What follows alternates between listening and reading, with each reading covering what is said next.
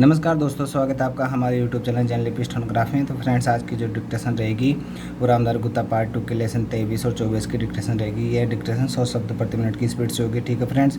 और इसके आउटलाइन से जो आपको स्क्रीन पर भी दिख रही होंगी, और इसकी जो PDF है वो आपको हमारे डिस्क्रिप्शन में टेलीग्राम के चैनल पर मिल जाएगी, ठीक है फ्रेंड्स। आप वहाँ पर जाके डाउनलोड कर सकते हैं। ओके दोस्तों, और हमारे चैनल को सब्सक्राइब और शेयर ज़रूर करें, ठीक है दोस्तों। डिक्टेशन स्टार्ट होगी 3 सेकंड बाद। भाइयों और बहनों, आज मुझे बड़ी प्रसन्नता है कि हमारे बड़े बड़े कृषि वैज्ञानिक और कृषि विशेषज्ञ अपने अनुसंधानों के सार राष्ट्रभाषा हिंदी में प्रस्तुत करने के लिए पूरे देश से यहाँ एकत्र हुए हैं। मैं तो हमेशा ही कहता रहा हूँ कि किसानों तक नई जानकारी उनकी ही भाषा में पहुंचाई जा सकती है। आपने अच्छा किया कि श्री गणेश राष्ट्रभाषा हिंदी से किया। मैं तो चाहूँगा कि सभी भारतीय भाषाओं में राष्ट्रीय कृषि सम्मेलन आयोजित किए जाएं, ताकि सभी क्षेत्रों के किसानों को पता चले कि उनके लिए इस देश के कृषि वैज्ञानिक कितनी मेहनत से नई नई किस्में और तकनीकें निकाल रहे हैं। अब से 3 दिन बाद हम नए वर्ष में प्रवेश करेंगे। मुझे बताया गया कि सन 1995 के वर्ष को यूनेस्को ने सहनशीलता का वर्ष घोषित किया हुआ था। शायद भारत में इसके बारे में ज़्यादा चहल पहल या चर्चा नहीं हुई, क्योंकि भारत देश और भारतीय लोग तो है ही सहनशील। इसमें भी सबसे ज़्यादा सहनशील है किसान। आप खुद हिसाब लगा लो, हर तरह से भारत का किसान संसार का सबसे सहनशील प्राणी सिद्ध होगा। आजकल जाड़ा जोरों से पड़ना शुरू हो गया है, फिर भी उत्तर भारत का किसान शीत लहर की परवाह किए बिना आधी रात को उठकर अपने गेहूं के खेत में पानी लगा रहा है, क्योंकि बिजली कुछ घंटों के लिए आती है। किसान ठंड सहकर फसल उगाएगा और फसल पकते पकते गर्मियाँ शुरू हो जाएंगी, तो जेठ की तपती धूप में वह खेतों में कटाई व मड़ाई का काम करेगा। यह जाड़ा पाला सहना और कड़ी गर्मी में पसीने से लथपथ होकर काम करते रहना, इतनी सहनशीलता बस किसान के बूते की ही है। फिर हिंदी बोलने वाला तो और भी ज़्यादा सहनशील है, हर हाल में जी रहा है।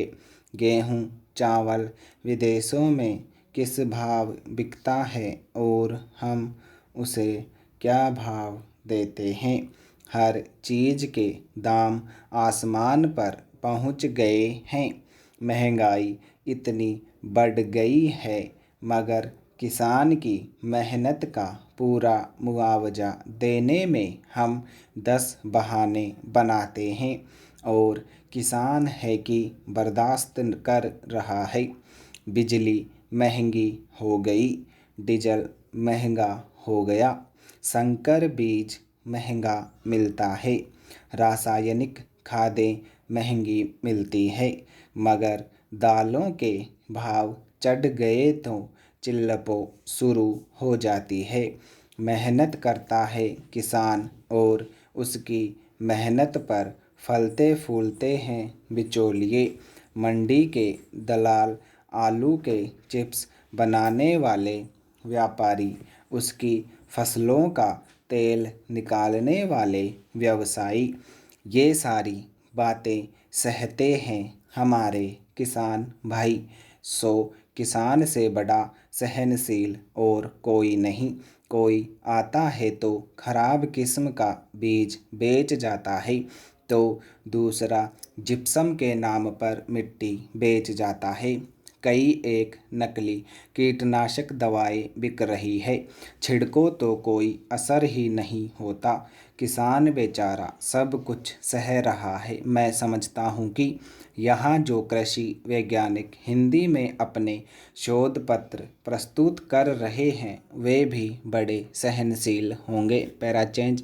भाइयों और बहनों, मतलब यह है कि अगर संसार को सहनशील बनाना है तो सभी लोगों को दुनिया भर में हिंदी भाषा का प्रचार और प्रसार करना चाहिए। ज़्यादातर व्यापार के लिए कच्चा माल तो किसान ही पैदा करता है, फिर किसान के लिए कृषि अनुसंधान के खर्च में दुनिया भर में कटौती क्यों की जा रही है?